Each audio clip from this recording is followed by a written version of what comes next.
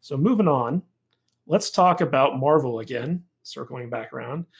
It was just announced the other day that there is now a third Ant-Man film in the works, and that Kevin Feige is planning to develop this so that it launches Phase 5 of the Marvel Cinematic Universe. And they talked about how the kernels for this were set up in Avengers Endgame, and that after this current Phase 4 with Captain Marvel and Doctor Strange and Blade and all that stuff kind of sets the stage for the next phase of the cinematic universe. Ant-Man 3 is going to be the thing that kind of picks up the baton and ushers us into the new version with Guardians of the Galaxy and stuff like that. And it looks like a 2021 shoot is planned, which means we'll probably get it by 2022. And I want to know what you guys think about this stuff. So why don't we start with the industry man himself, Mr. Tom Connors. I don't know why you call me that, but what do you make of Ant-Man 3?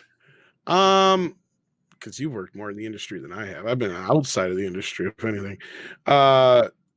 I'm not surprised. I liked the first two Ant-Man movies. I was probably the easiest on the second one out of most people, as far as critics go, especially on the internet. I'm not surprised we're going to get more into like the quantum realm, I believe, and cosmic stuff. I think it goes a little bit more along with what we had talked about on one show before on here, where Doctor Strange is going to open up that door to different kind of realms too, and I think this might tie into that a little bit. Proper Jeremy, what do you think about the Ant-Man 3 movie? Are you excited about it? I really don't have too much of a strong opinion on it. If they're thinking that far ahead, that's a good thing. That's a great sign. To what Drunk 3PO said earlier, like Endgame was Endgame, and if Phase 4 and 5 suck, I could just say, oh, they don't exist. I could just ignore them. I can have my Infinity Saga and just go to sleep knowing that happened, and I'd be happy. But with Tom mentioning the quantum realm, it actually does kind of concern me. The more that they get, this is usually where things really start to get really wonky, or it could go very bad, especially with Doctor Strange and the multiverse and all that. The more we get into time travel and all this complicated stuff, and the more that they contradict themselves, in their own movies with the time travel aspect, the more of a mess it could be. So as long as they're careful about how they go about this, then it'll work out just fine. But I like Paul Rudd, and I thought Ant-Man was going to be a flop. I was wrong, and I'm glad to be wrong about this, if it turns out to be great. Drunk 3PO, what are your thoughts on Marvel's?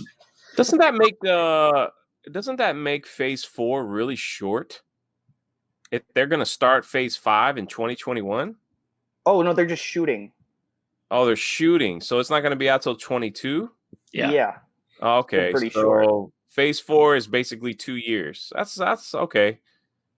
But no, I love the Ant-Man movies. I had no issues with them whatsoever. I like the first and second one. I thought they were a different change of pace than the regular. And Ant-Man played a big role in Endgame, didn't he? What's that? Ooh. Ant-Man played a big role in Endgame, didn't he? More so than another movie that was shoved down our throats in anticipation of Endgame. Sorry. That's okay. Right.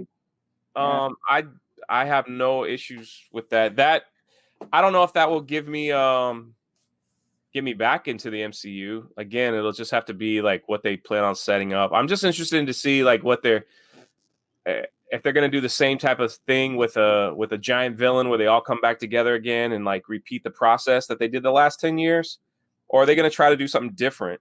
I think that's the plan. Is there'll be a new big bad that they're kind of assembling everybody to fight over the next decade or so. The Green Goblin. Yeah, it better be somebody big because they have made Captain Marvel unstoppable. Well, the rumors are either Galactus or Doctor Doom, one of those two.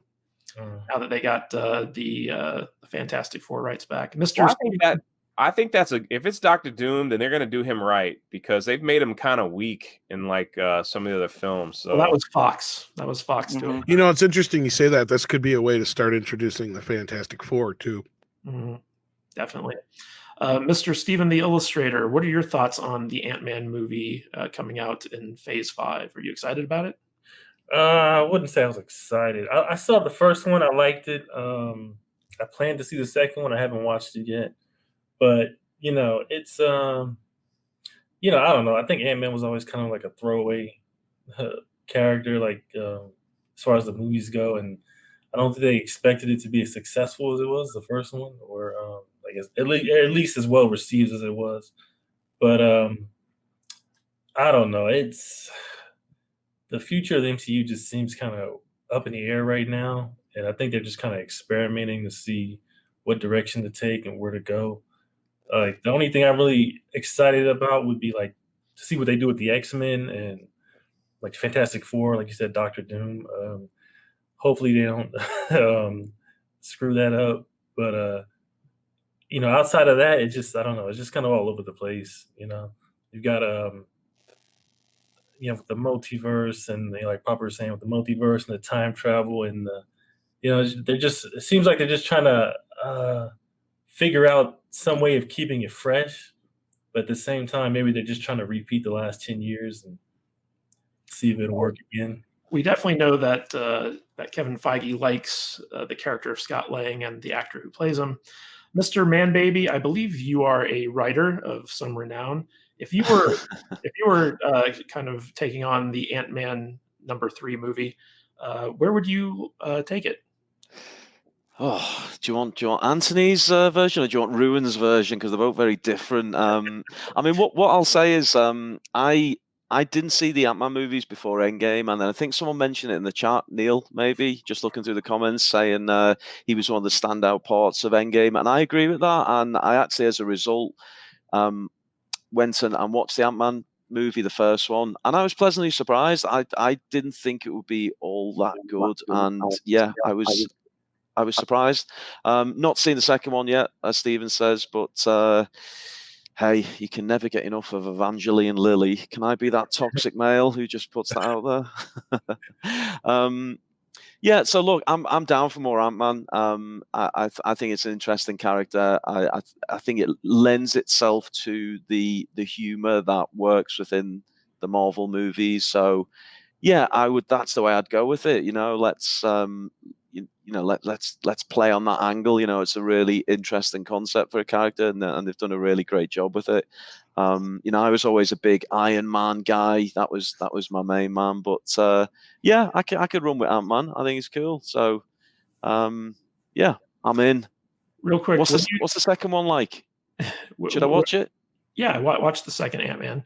I enjoyed it. It wasn't quite as good as the first one, but for what it was decent. But what I want to know is, there's been a big push for an female Avengers movie coming out here, and as we all know, the Wasp would probably play a big role in that.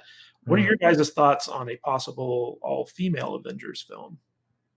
It's sexist.